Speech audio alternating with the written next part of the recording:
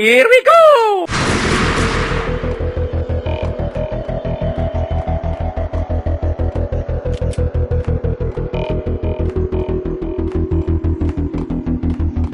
Acknowledged.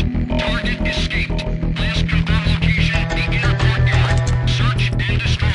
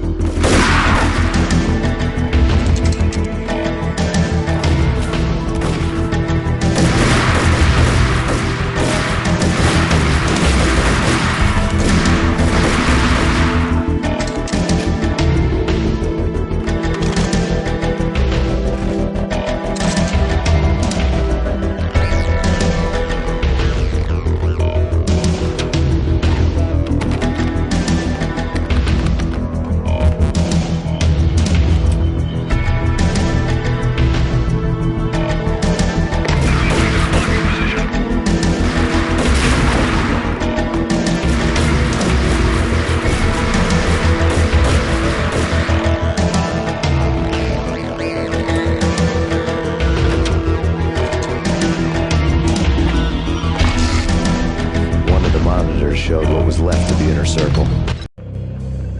On screen, the so-called corpse of Alfred Woden stood up, miraculously waking from his dirt nap, looking smug among his dead pals. In the land of the blind, the one-eyed man is king.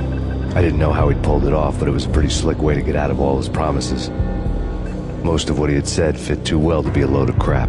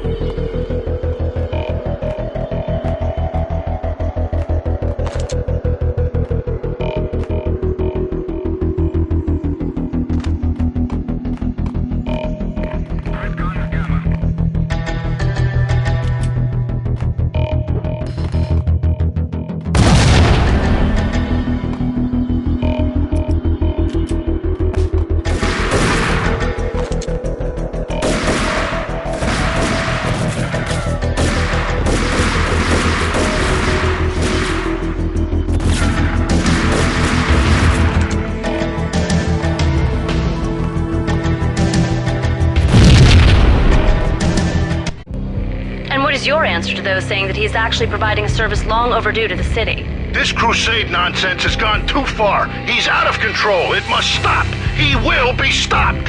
That was Deputy Chief Jim Rivera from the New York City Police Department.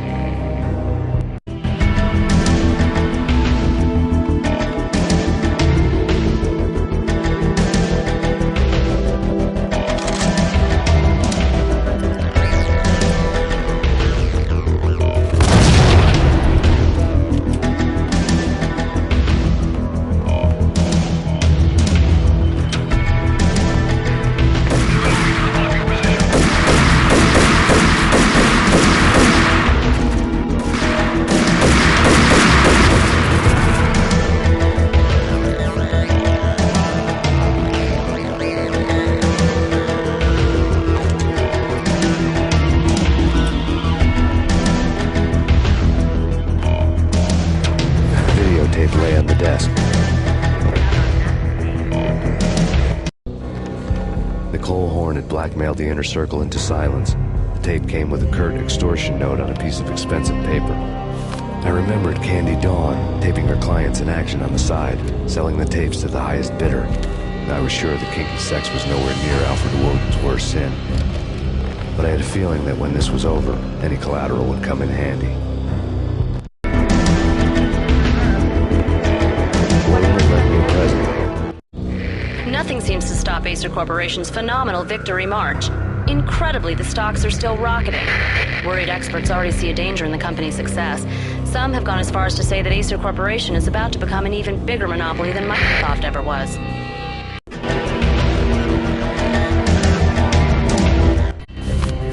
Woden had taken care of my mission preps with military precision. The critical areas in the Acer Corporation headquarters blueprints were circled in red. The president's office was at the top of the building, right below her penthouse suite. The elevators were controlled by a security computer, part of the mainframe located underground below the building. The high-rise was sealed as tight as a sci-fi fortress.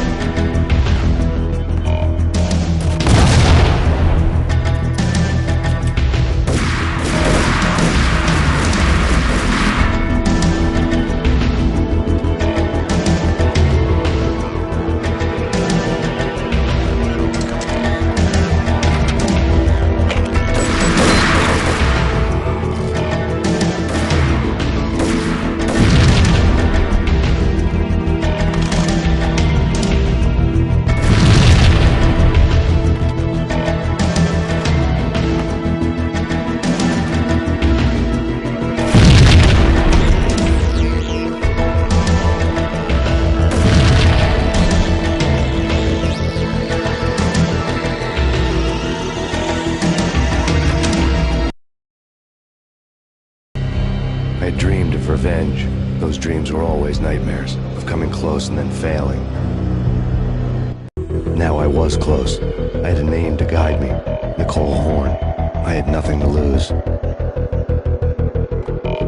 inner circle had quite a track record.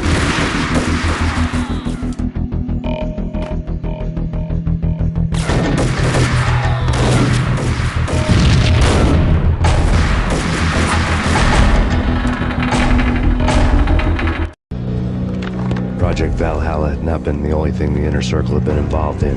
There were rows of cabinets full of files. The Serpentine Secret Society went back a long way, always pulling strings from the shadows. I couldn't say I was sorry. Woden's move in some Byzantine power game had cut the Circle's membership roster to one. The old man wanted me on cleanup duty. It was my mess, too.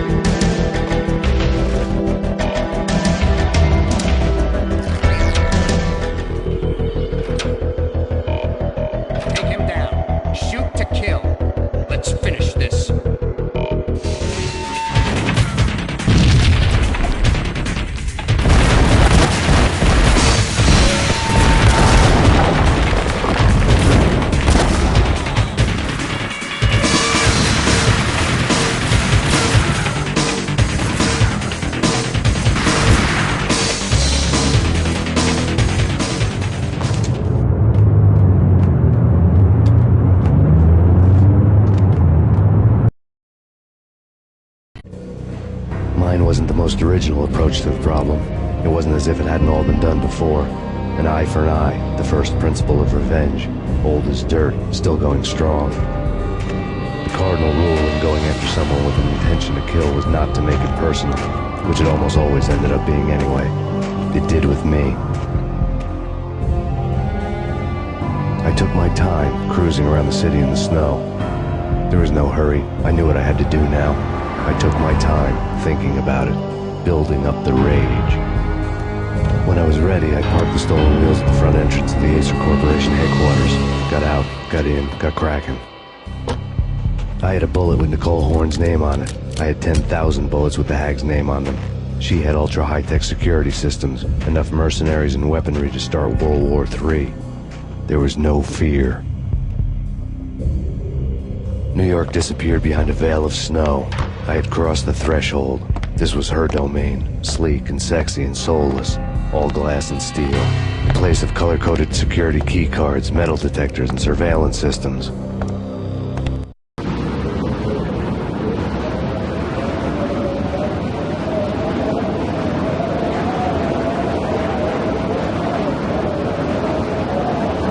Colder than a walk-in fridge. Cold as a gun.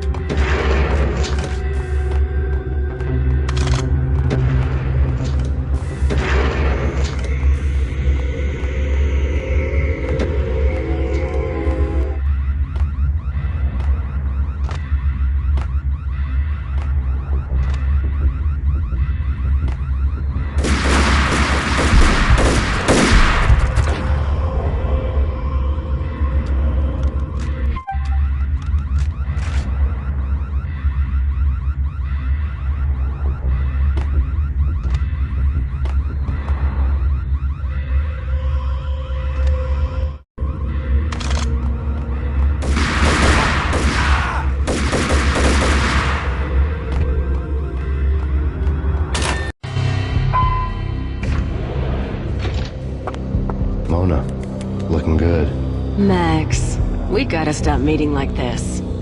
It will be a cold day in hell before I let a narc cop stop me. Miss Sachs, do your job.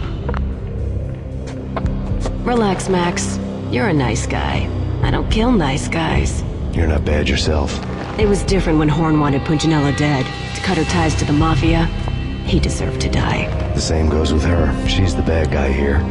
Her sister was whispering to her in my favor. I knew the appetites of ghosts intimately. They hungered for revenge.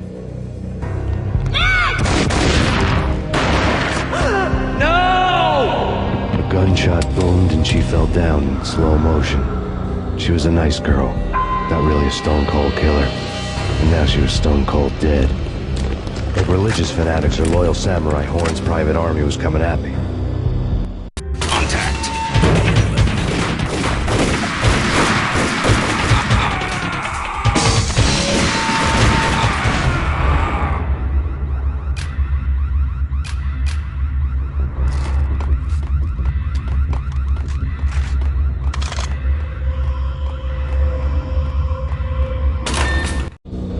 When the elevator came back down, Mona was gone.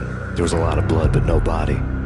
Something clicked for the final time. My mind had never been so clear, as if somewhere high above the storm clouds were already gone, cold stars blazing from the black skies.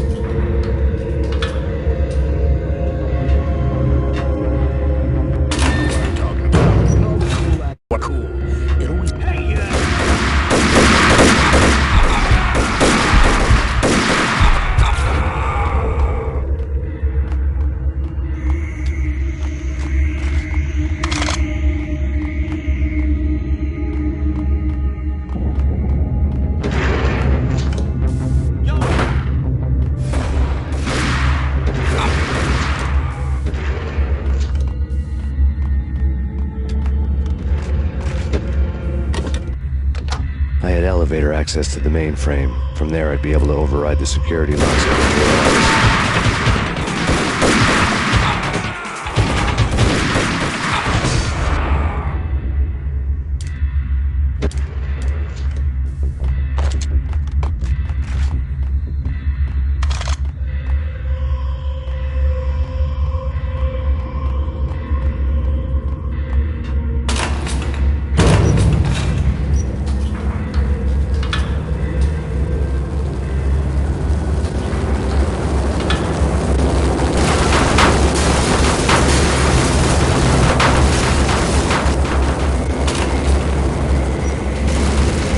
The unmarked chopper was Horn's pet guardian, inhuman and flawless. It was stalking me. I hate to be stereotyped. I'm not a cold-blooded killer.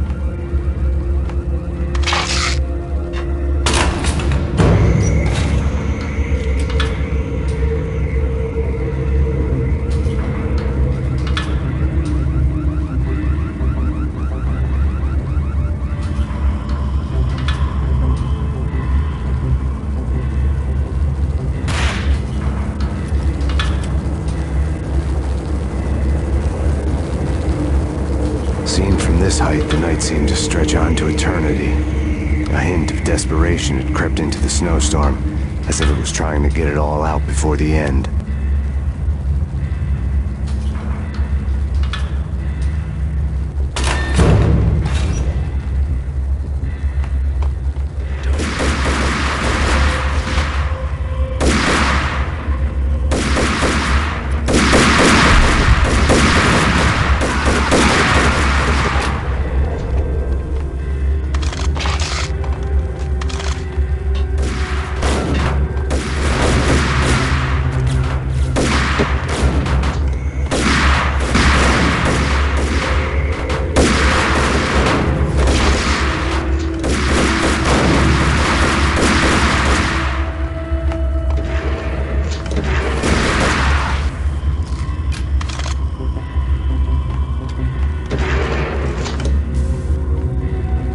Horn's personal computer was on. Next to the printer was a neat stack of expensive paper. Hacking through Horn's computer would have unearthed files of criminal plans, strategies for world domination, spy helicopter reports, illegal wiretap recordings, internet porno, all of the above. Take your pick. I really didn't care anymore. I had seen too much of it already.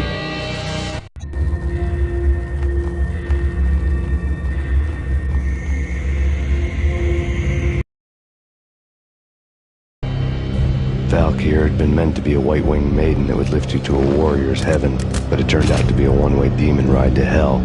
The devil was in the drug. I knew. I had met him.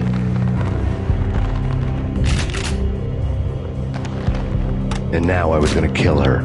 The queen of the underworld who had tried to lift herself a bit closer to heaven with her drug money.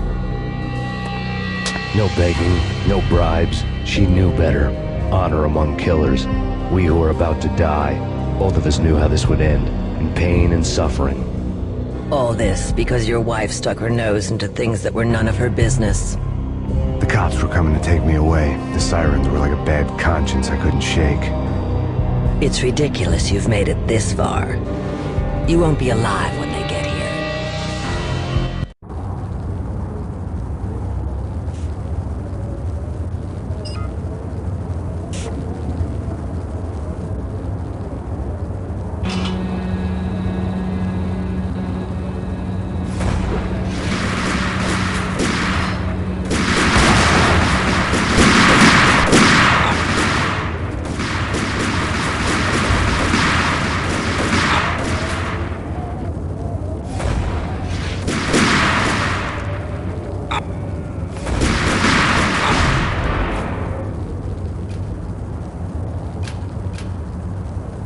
The elevator lobby. Get us back up now. Max Payne, this is futile. A waste of time. The deaths of your wife and daughter were necessary. Inevitable. It is done. You cannot bring them back. Nothing you do will make it any better.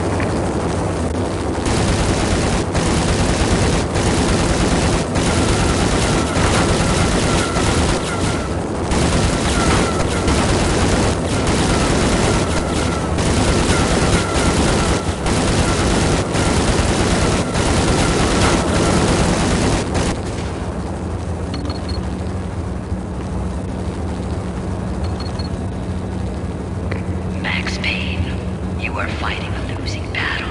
You cannot survive this. You will die. Stop fighting. Make it easy for yourself. Accept your fate. You will die here.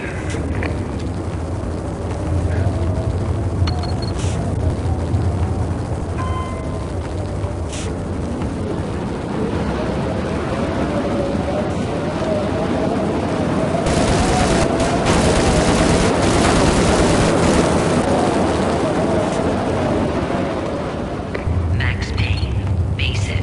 You are up against an unbeatable force. You have already lost. You have lost. Only death will set you free from your pain. Accept it. Surrender. Give up.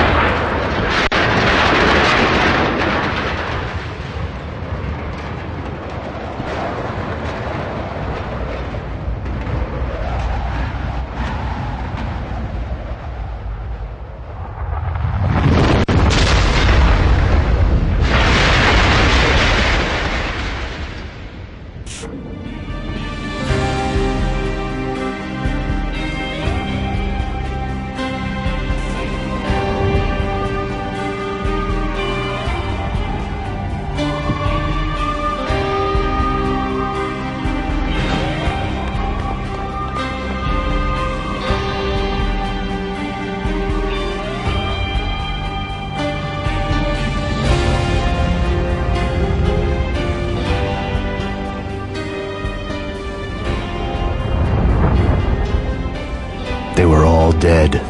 The final gunshot was an exclamation mark to everything that had led to this point. I released my finger from the trigger. And then it was all over. The storm seemed to lose its frenzy. The ragged clouds gave way to the stars above. Max Payne, this is Deputy Chief Jim Bravura from the NYPD. We've got the building surrounded. Throw down your weapons and lie down with your hands behind your head. A bit closer to heaven.